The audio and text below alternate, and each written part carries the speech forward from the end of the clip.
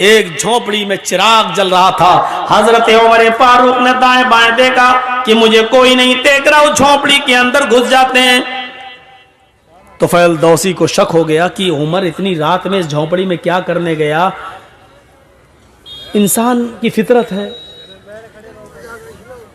रात के अंधेरे में आप भी अगर दाएं बाएं देखें और कोई ना आपको देख रहा हो, चुपके से आप किसी घर में घुस जाएं, वो भी रात के अंधेरे में, तो मेरे दिल में तो तरह तरह के ख्यालात उठेंगे ही कि आप क्यों गए, इतनी रात में क्यों जा रहे हैं।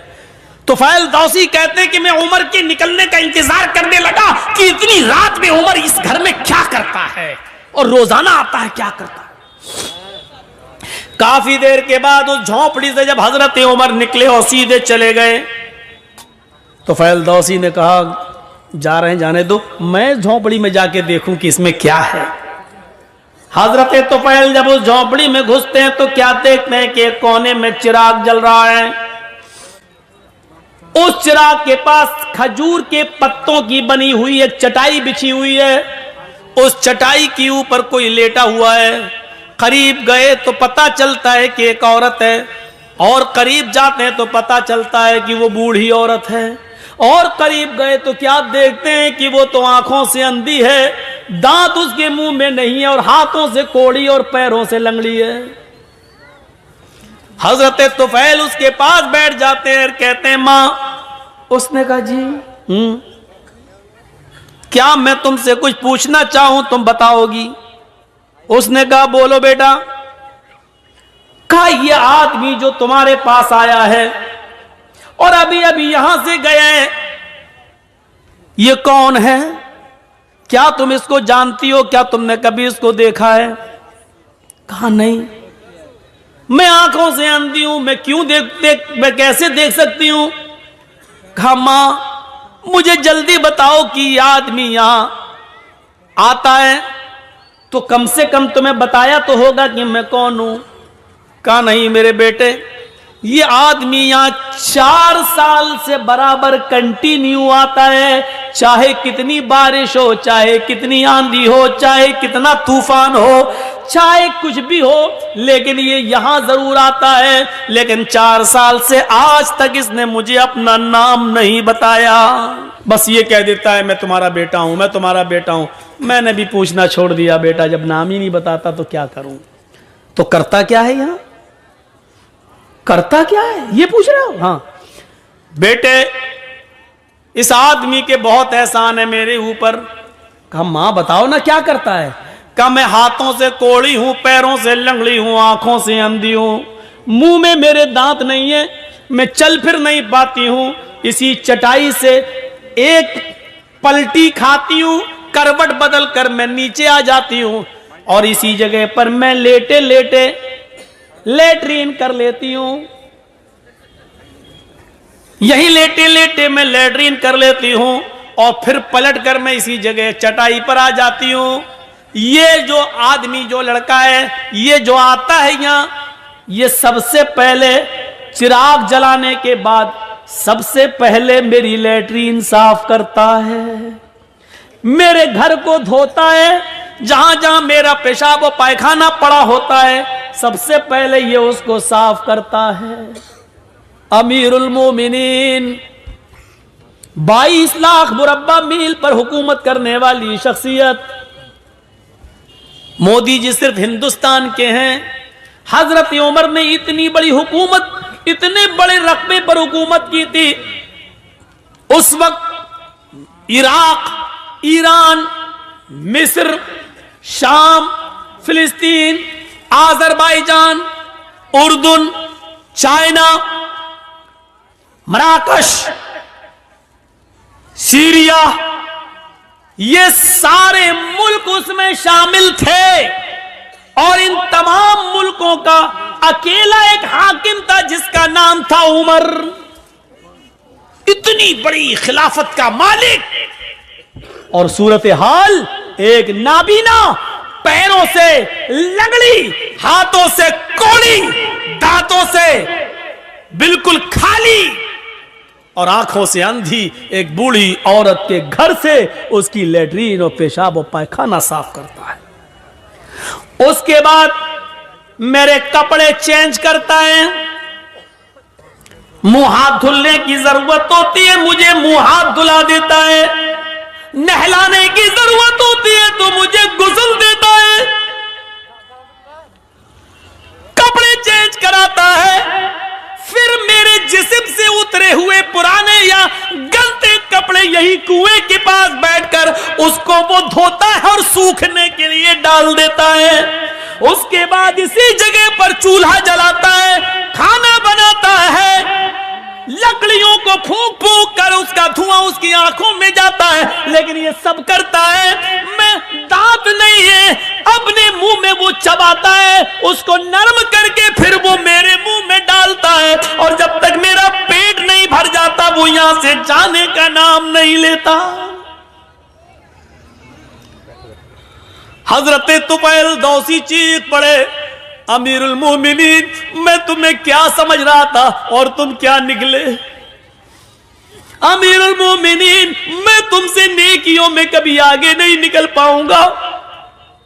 मां जानती हो वो कौन है? वो अमीरुल मोमिनीन है, वो उमर फारूक हैं?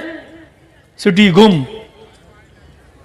फिर तुफैल दौसी तेज स्पीड में घर से निकलते हैं और उमर फारूक के घर की तरफ जाते हैं।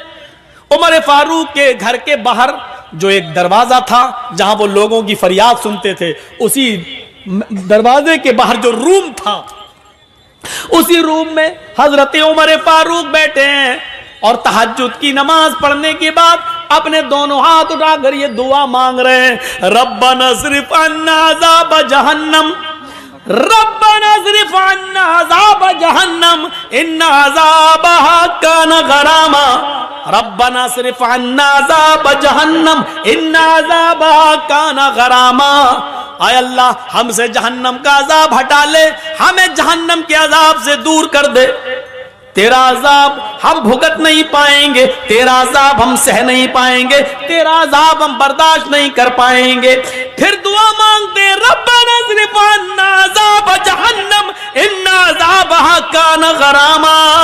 पीछे से तुफैल दौसी टोकते हैं और कहते हैं, रात में बूढ़ी औरत का पेशाब व पायखाना साफ करने वाला, रात में बूढ़ी औरत के कपड़े धुलने वाला, रात में बूढ़ी औरत के लिए खाना बनाकर खिलाने वाला, रात के अंदर बूढ़ी औरत की खिदमत करने वाला। अमीरुल मोमिनीन आए उमर, अगर तुम जहन्नम में चले गए तो फिर जन्नत में कौन जाएगा? रात की तारीकी में 4 साल से ये खिदमत करने वाला शख्स अगर जहन्नम में चला गया तो फिर जन्नत में कौन जाएगा?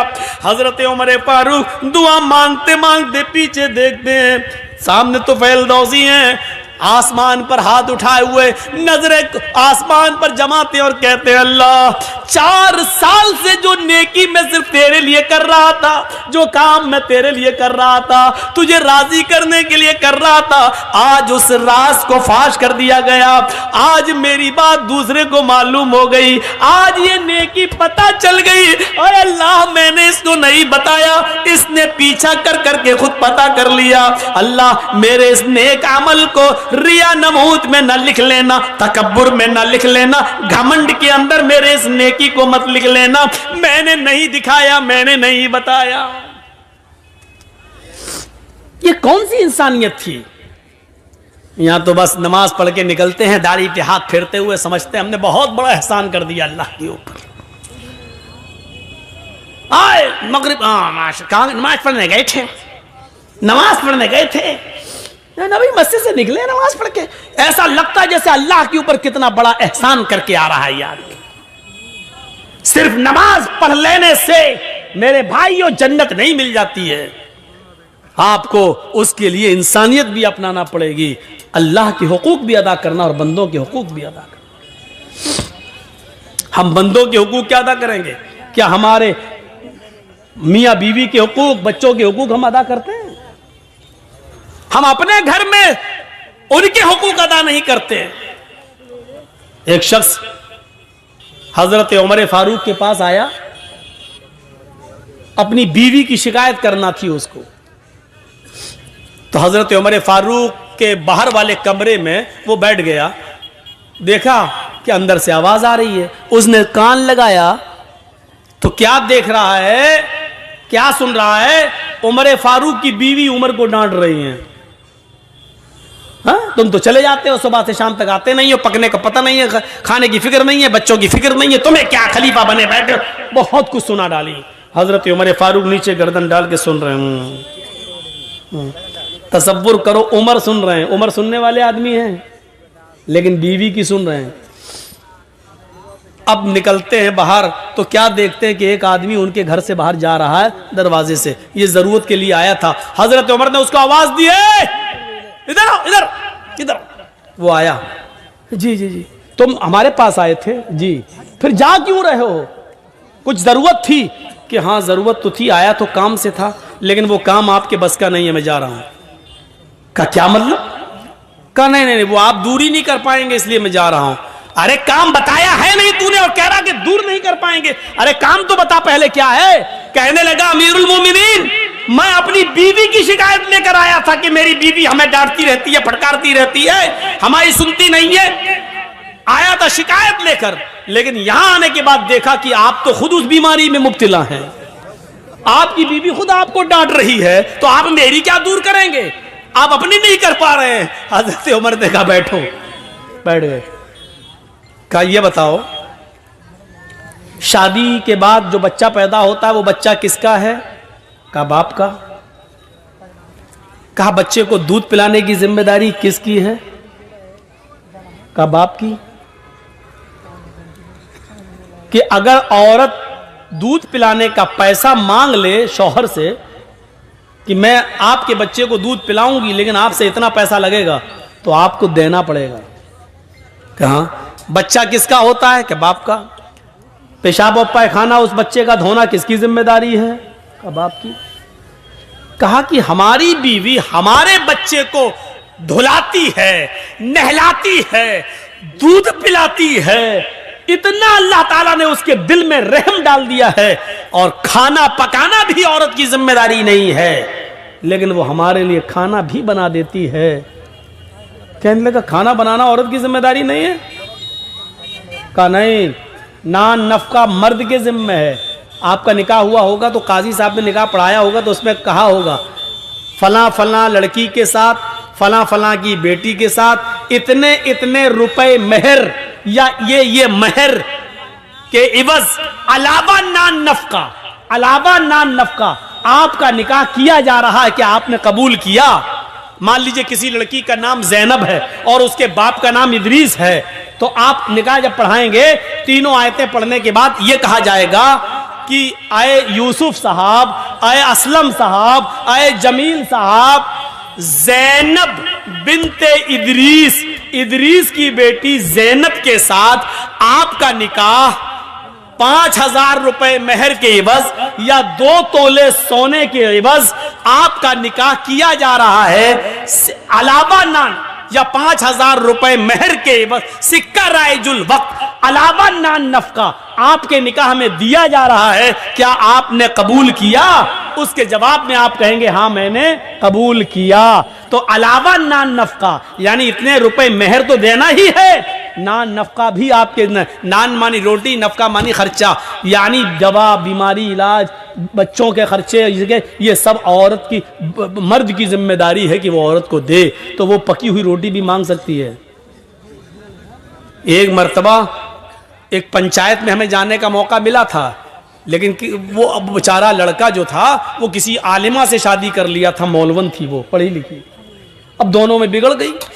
हम लोगों ने बहरहाल किसी तरह मामला निपटाया और बनाया उन दोनों का। तो मैंने कहा सुनो ये काम तुम करोगे, और लड़की से कहा देखो आज के बाद शिकायत न सुने, रोटी खाना बना लेना, तैयार करना, तुम्हारा शौहर दुकान से आएगा, उसको खाना खिलाना, ये तुम्हारी जिम्मेदारी। कहती है मौलाना साहब आपको किसने मौलाना बनाया है?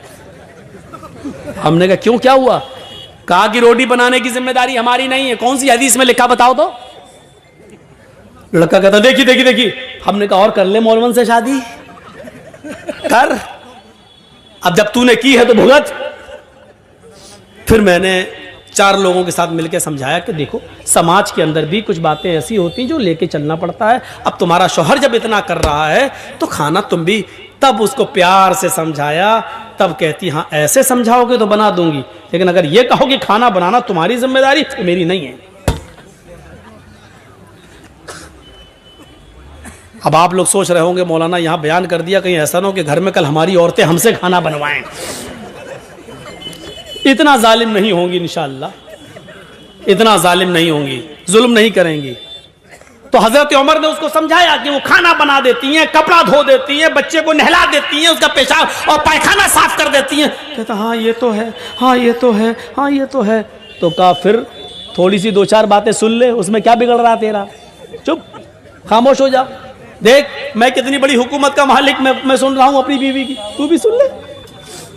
उसको समझा दिया हर मामले में अकड़ ही ठीक नहीं होती है, क्योंकि अल्लाह के रसूल सल्लल्लाहु अलैहि वसल्लम ने फरमाया फ़इन्नल मराता खुलिकत मिन ज़िलइन, औरत आदम अलैहिस्सलाम की बाएं पिसली से पैदा हुई है, और पिसली का ऊपर वाला हिस्सा जो है वो टेढ़ा होता है। आप देख लीजिए ये पिसलियां है ना, ये पिसली, ये सबसे ऊपर वाली पिसली से पैदा हुई औरत, बाएं तरफ जो उल्टी तरफ। और आप देखेंगे पिसली जब आप निकालोगे जिस्म से तो ऐसे निकलेगी, ऐसे टेढ़ी होगी। अल्लाह के नबी ने फरमाया फ़इन ज़हबता तुक़ीमुहु कसरतहु, अगर तुम उसको सीधा करोगे ऐसे तो यहां तक तो सही होगी, बस ज्यादा करोगे टूट जाएगी, सीधी नहीं हो सकती। खुद अल्लाह के नबी कहते पिसली टेढ़ी है, फ़इन ज़हबता तुक़ीमुहु कसरता, अगर तुम उसको सीधा करने गए तो टूट जाएगी। वइन तरकहु लम यज़ल अवज, और अगर छोड़ दिया तो टेढ़ी रहेगी। क्या करोगे, अगर नहीं उसको सीधा किया छोड़ दिया तो टेढ़ी रहेगी, और सीधा करोगे तो टूट जाएगी। यानी औरत टेढ़ी है, सीधा करोगे तो तलाक हो जाएगी, इसलिए टेढ़ा ही रहने दो। ये औरत की फितरत बताई अल्लाह के रसूल ने। तो टेढ़ापन थोड़ा सा बर्दाश्त करो, क्योंकि सीधा करने के चक्कर में रहोगे औरत को तो औरत टूटना गवारा कर लेगी, लेकिन सीधा नहीं होगी। अब इससे ज्यादा खुलकर अल्लाह के नबी और क्या बताएंगे, समझदार के लिए इशारा काफी है। मतलब यह है कि औरत को पिसली की तरह है, उसको उसी हाल में रहने दो जिस हाल में वो है। थोड़ी बहुत बातें उसकी सुन लो, क्योंकि शैतान तो चाहता ही है कि घर बिगड़वाएं। अपनी औलाद के हुकूक अदा कीजिए। बहुत शिकायतें, मौलाना मेरा बेटा मेरा कहना नहीं मानता, मौलाना मेरा बेटा मेरा कहना नहीं मानता, मौलाना औलाद बड़ी नाफरमान है। क्यों नाफरमान है? हजरत उमर फारूक के पास एक बाप अपने बेटे की शिकायत लेकर आया, कहता अमीरुल मोमिनीन मेरा बेटा ये करता वो करता, मेरी बात नहीं मानता। हजरत उमर ने बेटे को बुलाया और डांटा उसको पकड़ के। जब खूब डांट चुके तो उसने कहा अमीरुल मोमिनीन, डांट लिया, दिल की भड़ास निकल गई, कहा अब मैं कुछ पूछूं? कहा जी बोलो, क्या कहना है? कहा आपने बेटे का, बाप का तो हक बता दिया, बेटे को ये चाहिए, ये करना, ये करना, ये करना, मैं सब करने के लिए तैयार हूं, लेकिन बेटे का भी कुछ हक है बाप के ऊपर। तो हजरत उमर ने कहा हाँ है। कहा क्या, बताइए? कहा कि जब वो पैदा हो तो उसका अच्छा नाम रखे। दूसरा हक, जब 7 दिन का हो तो उसका अकीका करे। तीसरा हक, जब वो बालिग हो जाए तो दीनदार शरीफ घर की किसी लड़की से उसकी शादी करा दे। ये 3 हक बाप के ऊपर है बेटे के ताल्लुक से। कहा अमीरुल मोमिनीन मेरे बाप से पूछो, इसने इन 3 हक में से कौन सा हक अदा किया मेरा? का नाम इसने मेरा रखा है, ये अरबी में कुछ बताया उसने, जिसका नाम तर्जमा होता उर्दू में खटमल। मैं पैदा हुआ तो इसने मेरा नाम रखा खटमल है? और 7 दिन का हुआ तो इसने अकीका नहीं किया, और जब मैं बालिग हुआ तो मेरी शादी ऐसी लड़की से करा दी है जो बीवी नहीं डायन है। अब बताइए कि मैं इसका हक अदा कैसे करूंगा? तब हजरत उमर फारूक ने लड़के की बात को सुना और उसके बाद फिर बाप को डांटा कि जब तुम अपनी औलाद का हक अदा नहीं कर रहे हो तो क्या उम्मीद रखोगे कि आपकी औलाद आपका हक अदा करेगी? है, दोनों तरफ हैं मामलात।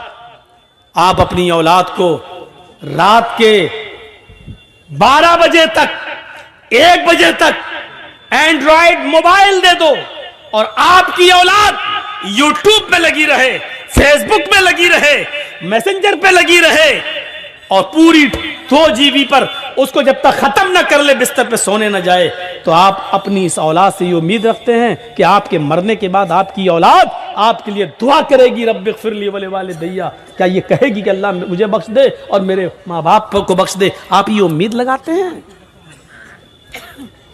हजरत मरियम अलैहिस्सलाम जिस मस्जिद के जिस मेहराब में रहती थी, हजरत ज़करिया उनकी किफालत करते थे।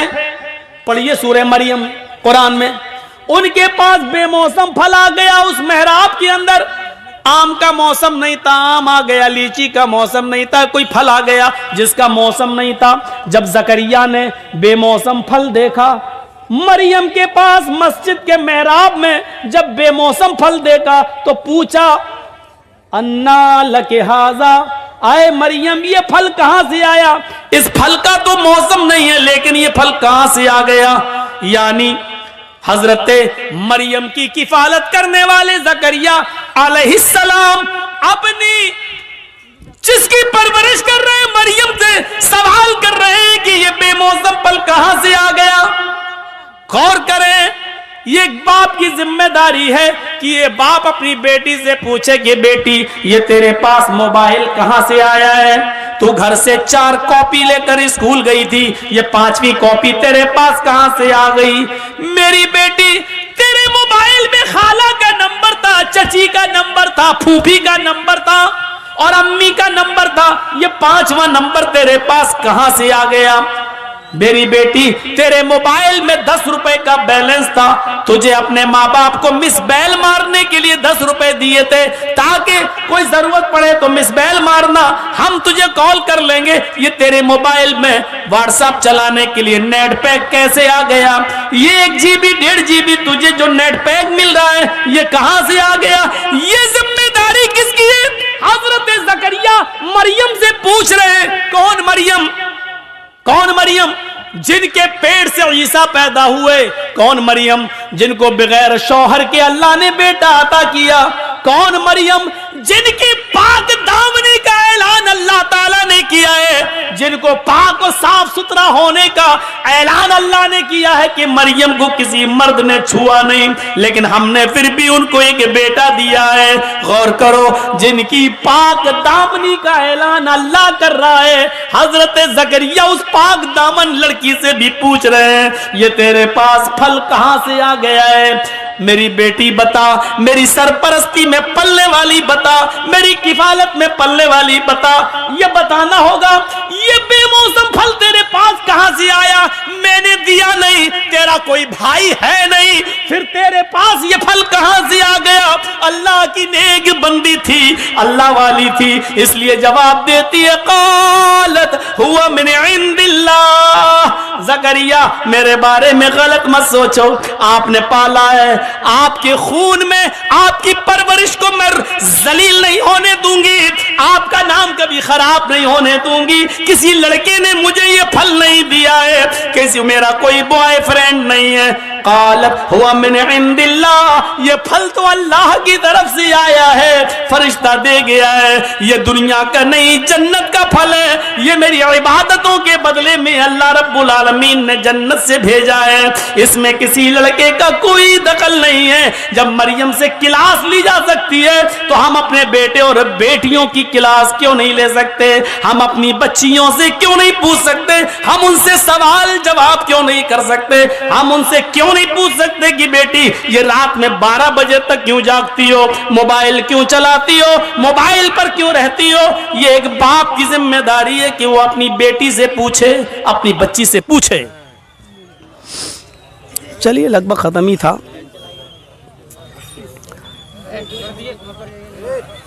चलिए कोई बात नहीं, अब खत्म भी हो रहा था। जनरेटर अब छोड़ दो।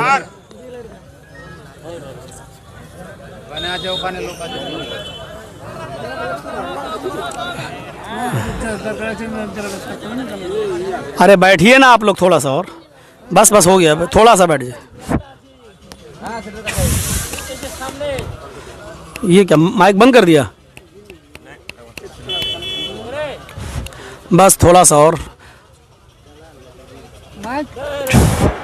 मैं समझ रहा हूँ ना, सर्दी बहुत ज़्यादा है, ठंड भी है, अब कोहरा भी गिर रहा है, तो ये एक बाप की जिम्मेदारी है कि वो अपनी बेटी से पूछे।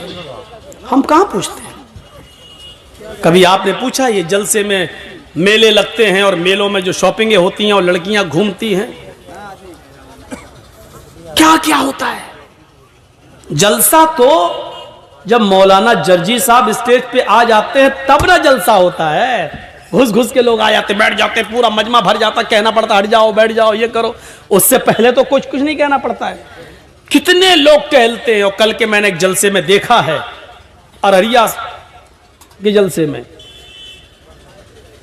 कितनी लड़की, और जिस दुकान पे लड़की वहीं लड़के। ऐसा लग रहा था जैसे एक कुतिया के पीछे 10-10 कुत्ते लगे हों। ये सूरत हाल हमने देखी। जलसे में हमको ला रहे हैं लोग कमरे से, जलसे गाह तक आने तक देख रहा हूं, जहां लड़की जा रही है पीछे 4-4, 5-5 लड़के उसके पीछे लग रहे हैं। ये मिसाल हमें देना पड़ रही है। मौलाना साहब, ये कुतिया कुत्ते वाली मिसाल क्यों दे दी आपने? कुरान ने भी कभी कभी मिसालें दी हैं। उलाइका कल अनआम बल हुम अज़ल, ये चौपायों की तरह हैं बल्कि उससे भी ज्यादा गए गुजरे। अल्लाह ने भी कहा है चौपाए हैं उससे भी ज्यादा गए गुजरे। चौपायों में सूअर भी आता है, कुत्ता भी आता है। अब सूअर पे बवाल होगा, मौलाना साहब ने सूअर क्यों कह दिया? हमारे उत्तर प्रदेश में कुछ कठमुल्ला पैदा हो गए हैं, कहते हैं जिसने अपने मुंह से सूअर कह दिया उसकी एक 40 दिन तक जबान गंदी रहती है। नहीं, कैसे कैसे फतवे वो दे रहे हैं। अब सूअर को सूअर नहीं कहोगे तो क्या PIG साहब कहोगे? कुत्ते को कुत्ता नहीं कहोगे क्या तो DOG साहब कहोगे? क्या कहा जाए? अरे सूअर है तो है, कुत्ता है तो है। उर्दू में यही कहा जाता है। अरबी में कल्ब कहेंगे और खिंजीर कहेंगे, इंग्लिश में डॉग कहेंगे और पिग कहेंगे, लेकिन हम तो उर्दू में आपके सामने बोल रहे हैं इसलिए सूअर ही कहेंगे। ऐसा लगता है हालात ऐसे बना दिए गए हैं मेरे भाइयों, मोबाइल दे देकर। जलसों में भी आते हैं तो लड़के बात करते हैं, आज आओगी जलसे में? हाँ हाँ आएंगे, आज तो मेरे पापा भेज देंगे क्योंकि जलसा है ना, जलसा है। पापा समझ रहे हैं मेरी बेटी सहेली के साथ जा रही है। पापा को यह नहीं मालूम दोनों सहेलियों ने अपने अपने सहेला ढूंढ रखे हैं। ये लड़की उनके घर जाती है कि मेरे साथ जलसे में जा रही है, भेज दो। उसके पापा समझ रहे हैं सहेली के साथ जा रही है। फिर ये उसके घर जाती है, उसके पापा भी समझ रहे हैं सहेली के साथ। यहां दोनों सहेली अलग अलग हुई, दोनों अपने अपने सहेला को पकड़ लिया। तू मेरी मत कहना, हम तेरी नहीं। इस स्कूल में जो पढ़ रही हो ना, ये पुराने हो चुके हैं, ये गेम खत्म हो चुका है। कि हजरत उमर फारूक का बेटा मुल्क शाम के अंदर था और उसने रात के अंदर खजूर को रस को सड़ाया, निचोड़ा, वो नबीज बन गया। सुबह होते होते उसके अंदर नशा आ गया, उसको मालूम नहीं था और उसने नबीज पी ली। उमर फारूक के बेटे ने नबीज पी ली, शराब की एक किस्म है, उसको मालूम नहीं था कि ये सड़ चुकी है और इसमें नशा आ गया है। जब वो पी लिया तो उसमें नशा आ गया।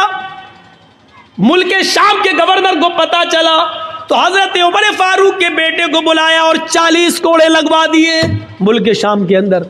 लेकिन मदीने में जब उमर फारूक को पता चला कि मेरा बेटे ने शराब पी ली और यह भी पता चला कि 40 कोड़े लग गए, लेकिन इसके बावजूद लेटर लिखा हमारे प्रयास को कि मेरे बेटे के लिए मैं घोड़ा भेज रहा हूं स्पेशल, उस घोड़े से मेरे बेटे को जल्दी वापस मदीने भेजा जाए।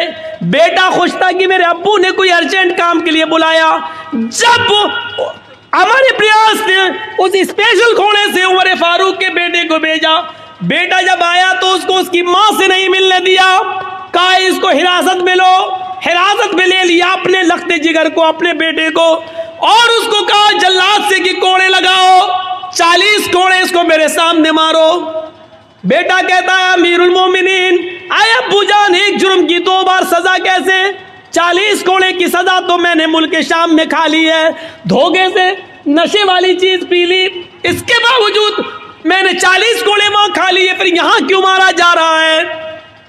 कहा पहला जल्लाद 10 कोड़े मारेगा, उसके बाद दूसरा मारेगा, क्योंकि 10 के बाद वो थक जाएगा, फिर जितनी जोर से मार पड़नी चाहिए उतनी जोर से मार नहीं पड़ेगी। 40 कोड़े दूसरे जल्लादों से पड़वाया। बेटा कहता रहा अब्बू जान, एक जुर्म की डबल सजा, ये बेइंसाफी है। हजरत उमर कहते रहे बेटे मुझे अमर इब्न आस पर भरोसा नहीं है। का अल्लाह की कसम उन्होंने कोड़े मारे लगवाए, हाँ मैं जानता हूं कोड़े लगवाए, लेकिन मेरा दिल कहता है कि अमर इब्न आस ने रियायत बरती होगी, जितनी जोर से कोड़े मारना चाहिए उतनी जोर से नहीं पड़े होंगे, इसलिए कि आप अमीरुल मोमिनीन के बेटे हैं, उमर फारूक के बेटे हैं, ये सोचकर जल्लादों ने हल्के हल्के कोड़े मारे होंगे। आज असली कोड़े अब पड़ेंगे तुम्हारे ऊपर। जब अपनों को सजा देने का रवाज था तो जराइम बंद थे, जब अपनों को बचाया जाता है तो जराइम का अंबार लगता है और जराइम पैदा होते हैं। सीखो, हुकूमत ऐसे चलती हैं। आए उमर इब्न अब्दुल अजीज, आपको अगर 1 महीने की तनख्वाह दे दूं एडवांस, अगले महीने अगर आप जिंदा नहीं रहे, इंतकाल हो गया, तो 1 महीने की ये तनख्वाह वापस कौन करेगा? हजरत उमर इब्न अब्दुल अजीज रोने लगे और अपनी बीवी से कहने लगे, बीवी जिस अमीरुल मोमिनीन का कैशियर इतना ज्यादा अमानतदार हो, इतना ज्यादा अल्लाह से डरने वाला हो कि वो अपने अमीर को भी, अपने हाकिम को भी सवाल कर रहा हो, तो मुझे उम्मीद है कि इंशाअल्लाह 1 दिरहम की बेईमानी नहीं होगी। मेरा बच्चा कल पुराने कपड़े ही पहनेगा। 1 महीने की तनख्वाह में एडवांस नहीं लेंगे, क्योंकि हमें ये मालूम नहीं है कि अगले महीने हम जिंदा रहेंगे भी या नहीं रहेंगे। मेरे भाइयों, ये वाक़यात हमें झंझोड़ देते हैं, ये वाक़यात हमें झंझोड़ देते हैं अंदर से। वो कौन सा मंजर था? यही उमर इब्न अब्दुल अजीज थे, जिनकी बीवी हामिला थी, पेट में बच्चा था। और आप जानते हैं, डॉक्टर कहते हैं कि जिसके पेट में बच्चा हो उस औरत को खाते पीते रहना चाहिए, क्योंकि माँ जो खाएगी वही बच्चे को बनेगा। लेकिन यहाँ 4 दिन से माँ को कुछ नहीं मिला। डर हो गया कि ये बच्चा कहीं मर ना जाए पेट में। माँ खाएगी तो बच्चे को लगेगा, जब माँ ही भूखी है तो बच्चा तो वैसे ही मर जाएगा। उमर इब्न अब्दुल अजीज की बीवी कहती हैं अपनी खादिमा से, खादिमा तुम्हारे मालिक तो मुझे कुछ देंगे नहीं, ऐसा करो बैतुल माल से में चली जाओ, और सुनो ये वाक़या झंझोड़ देगा। बैतुल माल में चली जाओ, 1 प्याला दूध वहाँ के खजानची से, कैशियर से ले आओ। देखो अगर मैंने दूध नहीं पिया, कुछ खाया नहीं, तो पेट का बच्चा मर जाएगा जो अमानत है। रात की तारीकी में खादिमा निकलती है और बैतुल माल के कैशियर से कहती है, बैतुल माल के खजानची से कहती है कि 1 प्याला दूध दे दो। हमारी मालिकन उमर इब्न अब्दुल अजीज की बीवी को हमल है, पेट में बच्चा, 4 दिन से कुछ नहीं खाया, बच्चा कहीं भूख की वजह से मर न जाए। बच्चा अगर मर गया तो ये बहुत बड़ी जिम्मेदारी होगी, 1 प्याला दूध दे दो। उसने जल्दी से सुना उमर इब्न अब्दुल अजीज की बीवी हैं और पेट में बच्चा है और 4 दिन से कुछ नहीं मिला, तो उसने सोचा बच्चा ना मर जाए, जल्दी से 1 प्याला दूध दे दिया, जाओ ले जाओ। रात का तकरीबन यही टाइम होगा, 2:30। उमर इब्न अब्दुल अजीज उठ चुके थे, कुएं के पास बैठकर वुजू बना रहे थे। उन्होंने दरवाज़ा खुलते हुए देखा। थोड़ी देर के बाद देखते हैं कि एक औरत, हमारी खादिमा, चादर में कुछ छिपाए हुए चली आ रही है। उमर इब्न अब्दुल अजीज ने देखा कि वो मेरी बीवी के कमरे में चली गई। ये पीछे से कमरे में जाते हैं तो कहते हैं कि तुम कौन? कहा मैं आपकी खादिमा। क्या दे रही हो मेरी बीवी को? क्या देखते हैं कि मेरी बीवी के हाथ में दूध का प्याला है। उमर इब्न अब्दुल अजीज ने कहा, तुम्हें उस ज़ात की कसम जिसके कब्जे में हम तुम दोनों की जान है, जब तक मुझे हिसाब न दे दो कि ये दूध कहाँ से आया, मैं तुम्हें पीने की इजाज़त नहीं देता। उमर इब्न अब्दुल अजीज की बीवी ने दूध का प्याला रोक लिया। कहा अमीरुल मोमिनीन, मेरी नीयत पे शक मत करिए, 4 दिन से सिर्फ पानी पी रही हूँ, खाने पीने को कुछ नहीं है। आपकी अमानत मेरे पेट में पल रही है, अगर ये भूखी रह गई, अगर मुझे कुछ नहीं मिला तो इसकी भी परवरिश नहीं होगी और ये पेट में मर जाएगा। इसलिए मैंने एक प्याला दूध बैतुल माल से मंगवा लिया। फरमाया मेरी बीवी, बैतुल माल के एक प्याला दूध को लेने के लिए हमें बैतुल माल के सारे मुसलमानों को जमा करना पड़ेगा। जब वो हमें खुशी खुशी इजाज़त दे दें कि एक प्याला दूध तुम अपनी बीवी को दे सकते हो, तब तुम्हारे लिए जायज़ होगा। बिना उनकी इजाज़त के हम तुम्हें दूध नहीं दे सकते। का अमीरुल मोमिनीन, आपने इतने दिन खिदमत की है, क्या आपको इजाज़त नहीं देंगे? देखिए मुझे डर है कि ये बच्चा कहीं मर न जाए, इसलिए मुझे पीने की इजाज़त दीजिए। अच्छा चलिए उधार ही सही, जब आपको तनख्वाह मिलेगी तो एक प्याला दूध वहाँ वापस कर दिया जाएगा। उमर इब्न अब्दुल अजीज कहते नहीं नहीं, ये बिना इजाज़त के दूध लिया गया है, इसलिए इसको भी लेने के लिए इजाज़त लेना पड़ेगी। ये दूध यहाँ लाओ। जब छीनने लगे तो बीवी देना नहीं चाह रही थी और कसम देकर कहती है, आपको अल्लाह का वास्ता एक प्याला दूध पीकर इस बच्चे की जान बचा लेने दीजिए मुझे। उमर इब्न अब्दुल अजीज ने दूध का प्याला छीन कर दोनों हाथ उसके छोड़ दिए और छीन ही लिया और अपने हाथ में लेने के बाद कहा, हरगिज नहीं। कहा अमीरुल मोमिनीन, फिर आप यकीन कर लीजिए कि ये बच्चा मर जाएगा, यकीन कर लीजिए कि ये बच्चा मर जाएगा। उमर इब्न अब्दुल अजीज ने कहा, अगर ये प्याला तुम्हें दे दूं तो? कहा फिर इस बच्चे के बचने की उम्मीद है। उमर इब्न अब्दुल अजीज कहते हैं आंखों में आंसू आ गए। कहते मेरी बीवी, मुसलमानों की अमानत में खयानत करके एक प्याला दूध तुम्हें देकर पिला दिया जाए और उसको पीकर ये बच्चा जिंदा है, ये बच्चा जिंदा रह सकता है, तो अपने इस पेट के बच्चे से कह दो कि मुझे तेरी जिंदगी नहीं चाहिए। अपने इस पेट के बच्चे से कह दो कि मुझे तुम्हारी जिंदगी नहीं चाहिए। बीवी, पेट में बच्चा मरता है तो मर जाए, मुझे इस बच्चे की मौत गवारा है, लेकिन अमानत में खयानत गवारा नहीं है। एक प्याला दूध की बेईमानी हमें कबूल नहीं है। गए और बैतुल माल में वो दूध जमा करके बैतुल माल के कैशियर को नौकरी से हटा दिया कि तुमने मेरी इजाज़त के बगैर ये दूध कैसे दिया। इन वाक़यात की रोशनी में हम कैसे लग रहे हैं, और इन वाक़यात की रोशनी में हम तो छोड़ो मोदी और योगी कैसे लग रहे हैं। इन वाक़यात की रोशनी में मेरे भाइयों हम सब तसव्वुर करें, हम सब देखें, हम सब सीखें, हम सब जानें। और लाल बथानी वालों, हम बार बार तुम्हारा नाम लाल बथानी कह रहे हैं। नाम उन्हीं का लिया जाता है जिनसे मोहब्बत हो, नाम उनका लिया जाता है जिनके बारे में दिल में जगह हो। मैं इसलिए कह रहा हूं क्योंकि आपके बारे में कुछ तो गलतफहमियां मेरे दिल में डाली गई। 15 साल से हमसे बराबर कहा जा रहा, उधर मत जाना, उधर मत जाना, और मेरी खोपड़ी में नहीं बैठ रहा था कि कौन लाल बथानी। 15 साल हो गए, हमारे जहन में नहीं आ रहा। अरे वहाँ तो ऐसा होता वैसा होता। अब मैं माइक में हूँ, मैं बताऊँगा नहीं, वो सब रिकॉर्ड हो जाता है, इसीलिए मैं मना कर रहा था। ऐसा होता वैसा होता, कोई नहीं इस दुनिया के अंदर, सुन लो, कोई इतना नेक इंसान नहीं है कि जो इतना बड़ा नेक हो कि नेकियों में उसने फरिश्तों को फेल कर दिया हो। कोई इतना बड़ा नेक भी नहीं है कि उसकी इबादतें इतनी ज़्यादा हों कि उसने फरिश्तों को से आगे निकल गया हो। और इस दुनिया में कोई इतना गुनाहगार भी नहीं कि गुनाहों में उसने इबलीस से भी वो आगे बढ़ गया हो। सुन लो, हम और आप बीच में हैं। न तो इतने नेक हैं कि हम जिब्राइल को फेल कर दें, न इतने हम नेक हैं कि फरिश्तों की इबादत से बढ़ जाएं, न इतने बड़े हम गुनाहगार हैं कि हम इबलीस को पीछे कर दें।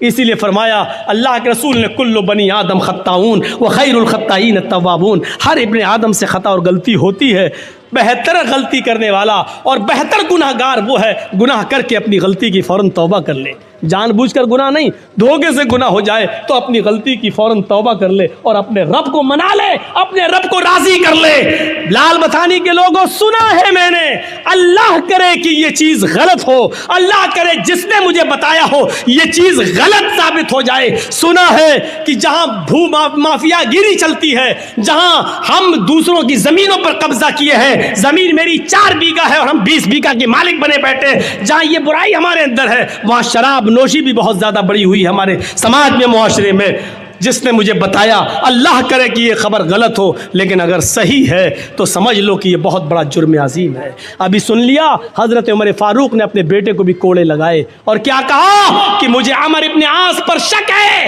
ऐसा हो सकता है कि उन्होंने रियायत बरती हो। मेरे भाइयों, शराब इतना बड़ा जुर्म अजीम है। पहले तो ये हराम नहीं हुई, और जब हराम हुई तो आपको मालूम होना चाहिए इसको किसी मजबूरी में और किसी बीमारी में भी पीने की इजाज़त नहीं दी अल्लाह के नबी सल्लल्लाहु अलैहि वसल्लम ने। शायद आपको मालूम होगा, उमर फारूक का ज़माना था, अमीरुल मोमिनीन का ज़माना था। उसमें एक बहुत बुजुर्ग एक सहाबी थे जिन्होंने बहुत लंबी उम्र पाई है। उस सहाबी का नाम है कुदामा इब्न मज़ून। सहाबी का नाम है कुदामा इब्न मज़ून। बहुत बुजुर्ग हो गए थे, इन्होंने अल्लाह के नबी का ज़माना भी पाया। फिर नबी अकरम के इंतकाल के बाद अबू बकर खलीफा बने, उनके भी ज़माना पाया। अबू बकर के बाद उमर फारूक आए तो उमर फारूक का भी ज़माना इन्होंने पाया। उमर फारूक के दौरे खिलाफत में ये काफ़ी बूढ़े हो गए थे, बहुत कमज़ोर हो चुके थे। ये अपने बच्चों के सहारे उठते थे और चलते थे, मस्जिद में जाते थे। कभी कभी जब तबीयत ठीक होती थी तो लाठी का सहारा लेकर मस्जिद में अपने आप पहुंच जाते थे, लेकिन चलते थे लाठी लेकर ही। एक रात में इनको बहुत शदीद दर्द हुआ और उस दर्द ने इस बुजुर्ग सहाबी को की नींद हराम कर दी। करवट तक बदलने में बेचैनी हो रही थी, दर्द से कराह रहे थे। लेकिन सवाल यह कि रात में तबीब कौन मिलेगा, हकीम कौन मिले, नहीं था। तो घर में पुराने ज़माने की एक शराब की बोतल रखी हुई थी। किसी ने कहा, कुदामा इब्न मज़ून से, घर में किसी फर्द ने कहा कि एक काम करिए अब्बू, ये थोड़ी सी शराब आधी बोतल पी लीजिए, इतनी पी लीजिए कि आपको नींद आ जाए। होता ही है, आदमी जब दर्द से कराता है तो डॉक्टर टेबलेट दे देता है, नींद की गोली दे देता है, वो आप खा लीजिए, सो जाएंगे। याद रखना, नींद की गोली खाना और शराब पीना दोनों एक दर्जे में दाखिल है। लेकिन डॉक्टर जब नींद की गोली तजवीज़ कर दे तो जितने पावर की लिखेगा उतने पावर की दवा आप इस्तेमाल कर सकते हैं बतौर दवा के। शरीयत इस बात की इजाज़त देती है।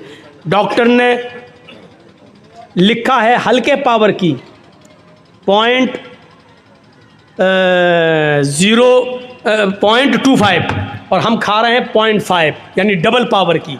तो आप ये शराब पी रहे हैं, ये जुर्म है, फिर आपका, फिर गुनाहगार हैं आप। डॉक्टर अगर आपको लिख रहा है 54 भर की और आप खा रहे हैं 98 भर की, तो इसका मतलब ये है कि आप शराब पी रहे हैं। डॉक्टर के मशवरे के मुताबिक, डॉक्टर वो भी MBBS MD डॉक्टर जो दवाओं में माहिर, झोला छाप नहीं जो साइकिल लेके दौड़ते रहते हैं और ख़ुद मरीज़ ढूंढते हैं, इनका ये नहीं, इनको तो खुद ही नहीं मालूम होती कि कौन से पावर की दवा इस्तेमाल की जाए। तो कुदामा इब्न मज़ऊन को किसी ने कहा कि आप शराब पी लीजिए, इतनी पी लीजिए कि आपको नींद आ जाए, क्योंकि मजबूरी है, आप दर्द से कराह रहे हैं, आप कम से कम आराम से सो जाएंगे। कुदामा इब्न मज़ऊन ने सोचा कि हाँ चलो, मजबूरी है, दर्द की वजह से, हम कोई शराबी थोड़ी हैं, हराम हो चुकी है, लेकिन दर्द हो रहा है तो बतौर दवा के हम इसको इस्तेमाल कर लेते हैं। तो कुदामा इब्न मज़ऊन ने बुढ़ापे में थोड़ी सी शराब पी ली, इतनी पी ली कि उनको नींद आ गई। धीरे धीरे ये खबर अबू हुरैरा को पता चली, अबू हुरैरा रज़ी अल्लाह तआला अन्हु के ज़रिए दूसरे सहाबा को पता चली, फिर दूसरे सहाबा के ज़रिए सुबह होते होते, शाम होते होते ये खबर हज़रत उमर फ़ारूक को मिल गई। हज़रत उमर फ़ारूक को मिली कि कुदामा इब्न मज़ऊन ने इस बुज़ुर्गी में शराब पी ली। सुबह हुई, दूसरा तीसरे दिन उनको बुलाया गया, अपने बेटे, उनके अपने बेटे सहारा देकर आए। कुदामा इब्न मज़ऊन उमर फारूक के सामने खड़े हैं और देखिए, तुम तो तंदुरुस्ती में शराब पीते हो, कुदामा इब्न मज़ऊन बूढ़े हैं और बीमारी में शराब पी ली थी। हजरत उमर फारूक ने कहा है, कुदामा मैंने सुना है कि तुमने शराब पी है परसों। कुदामा इब्न मज़ऊन कहते हैं, हाँ आपने सही सुना है, लेकिन आपने शायद ये नहीं सुना कि मैंने किस वजह से शराब पी। रात में कोई हकीम नहीं मिला और दर्द ने मुझे बेचैन कर दिया था, तो मैंने सोने के लिए, नींद आ जाए और दर्द से मुझे छुटकारा मिल जाए, इसलिए मैंने इतनी शराब पी ली थी। हजरत उमर फारूक ने एक मीटिंग बुलाई और कहा, तुम लोग, बहुत से साहबा अल्लाह के नबी के ज़माने में भी मौजूद थे, आज मुझे ये बताओ, क्या अल्लाह के रसूल ने कभी किसी सहाबी को मजबूरी में भी, किसी बीमारी में भी शराब पीने की इजाज़त दी है? अगर एक वाक़या मुझे मिल जाए कि बीमारी में किसी को शराब पिलाई हो तो मैं कुदामा इब्न मज़ून को छोड़ दूंगा, लेकिन किसी भी सहाबी ने जवाब नहीं दिया। सब ने कहा कि मजबूरी में भी और बीमारी में भी अल्लाह के नबी ने किसी को शराब पीने की इजाज़त नहीं दी। कहा कुदामा तुम्हें सज़ा मिलेगी और 40 कोड़े तुम्हें पड़ेंगे। कुदामा इब्न मज़ून तैयार हो गए, ठीक है फिर मारिए। बुढ़ापे में जो आदमी खुद खड़ा होने के लायक न हो, उनके बेटे उनको खड़ा कर देते हैं। अबू हुरैरा और दूसरे सहाबा कहते हैं अमीरुल मोमिनीन, एक बुजुर्ग आदमी को, एक बूढ़े आदमी को जो अपने पैरों के बल खुद खड़ा होने के लायक नहीं है, ऐसे आदमी को आप सज़ा कैसे दे सकते हैं? उनको मालूम नहीं था मजबूरी में पिए। हज़रत उमर कहते हैं अबू हुरैरा अपनी बात अपनी पॉकेट में रखो, या मुझे मजबूरी में शराब पीने की कोई दलील दे दो कि अल्लाह के रसूल ने कभी किसी को बीमारी में शराब पीने की इजाज़त दी हो, और जब तक ये दलील नहीं दोगे मैं किसी की बात नहीं मानूंगा। तो फिर मीटिंग होती है और उस मीटिंग में ये होता है, आए अमीरुल मोमिनीन, सारे सहाबा कहते हैं अमीरुल मोमिनीन एक बात है, सज़ा मिलनी चाहिए इनको, चलो मैं भी कहता हूँ मारो, लेकिन अभी ये बीमार हैं, अभी चलने के लायक नहीं है, बिस्तर पर बैठकर नमाज पढ़ रहे हैं, दवा इनकी चल रही है, हफ्ता 10 दिन की इनको मोहलत दे दो। अस्सलामुअलैकुम दोस्तों, उम्मीद करता हूँ कि आप सभी हजरात को मौलाना जर्जिस साहब का बयान अच्छा लगा होगा। अगर अच्छा लगा है तो हमारे चैनल को कर देना सब्सक्राइब, वीडियो कर देना लाइक। मिलते हैं नेक्स्ट वीडियो में। खुदा हाफिज़।